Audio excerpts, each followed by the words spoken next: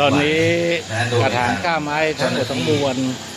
ที่เราเก็บไว้ก็ไม่ใช่ทั้งหมดทั้งมวลบางส่วนนะครับแล้วก็เอามาสต็อกไว้ก่อนเอามาเก็บไว้ก่อนในที่อันสมควรที่จะเก็บในวันนี้เผื่อว่าพื้นที่ที่เขาอยู่เนี่ยเราจะใช้รถดับเพลิงของเทศบาลนครเทศบาลตำบลสุเทพทำการฉีดทำความสะอาดครับท่านสามารถใช้บริการได้นะครับเดี๋ยวท่านจะเห็นว่าที่ต้นไม้มะขามเนี่ยครับก่อนหน้านี้เราจะมีแต่ดอกไม้ใช่ไหมครับแต่วันนี้เราได้เอาดอกไม้เหล่านั้นออกไปก่อนแล้วทำความสะอาดด้วยการกวาดและล้างด้วยน้ำอีกทีนึง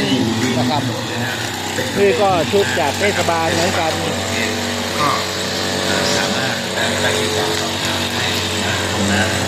นะครับแล้วในส่วนของ